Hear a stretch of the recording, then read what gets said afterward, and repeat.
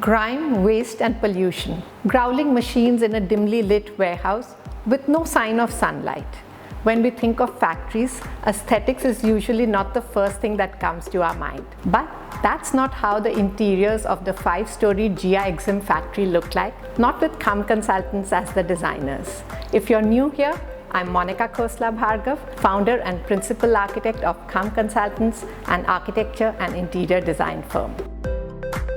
The vision that director Vineet Agarwal shared with us as the initial brief for the project was to provide the same level of comfort for both the blue-collar and white-collar employees of the company who work at this factory unit. Hear me out to see how we at Kham Consultants rose to this design challenge. The factory is a manufacturing unit for leather bags and wallets and is located in the Calcutta Leather Complex in Bantalla, West Bengal, approximately 20 kilometers east from the central business district of Kolkata. As we moved in to design the interiors of this 48,000 square feet export house, we felt that involving the workers in the design process would be invaluable to the final outcome of the project. The production unit occupies approximately 41,000 square feet spread over the lower 4 floors, while the 2,000 square feet showroom and the office, which houses the design, sales, accounts, HR teams, and the directors' chambers, occupy around 5,000 square feet of the top floor. The efficiency of the space depended on the ease of flow of work in the layout of the production areas and its linkage to the administrative floors. Here, the inputs of the workers were really useful in helping us to detail the plans.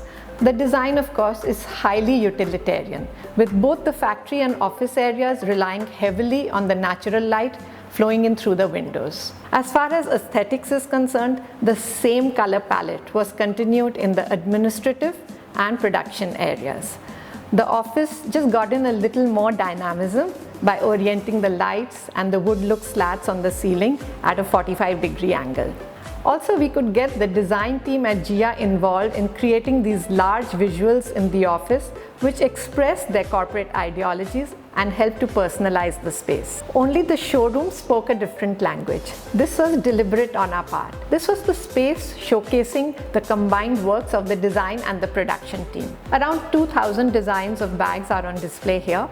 To enable all these bags to be distinctively visible, we created these amorphous formations of racks with staggered shelves both within and outside these racks.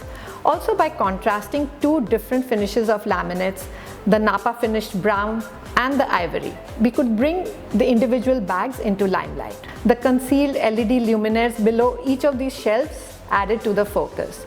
The stretch ceiling lighting in the showroom, it helped to elevate the lux level and reduce the impact of the existing low height ceiling. An interesting thing to note here is that all the accessories used here and in the reception, like the leather balls, cushions, planter covers, are made in-house from the production waste by the workers. My personal favorite is the embroidered logo of Gia on a leather hide at the reception.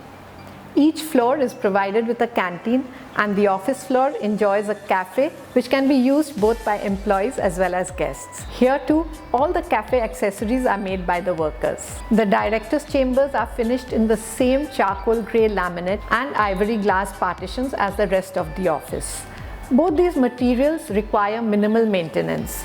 The only difference is the sleek walnut table that has been used here. Factories are an important working space and need to be made comfortable for those who work there. It isn't some deadly place from a Charles Dickens novel. And if you think that I successfully managed to create the interiors at Gia Exim which deconstruct blue and white collar segregations, then press the like button and of course don't forget to subscribe to my channel. Also, if you want me to cover any specific ideas in upcoming videos, then drop a comment in the box below and I'll definitely try to cover it. See you next time.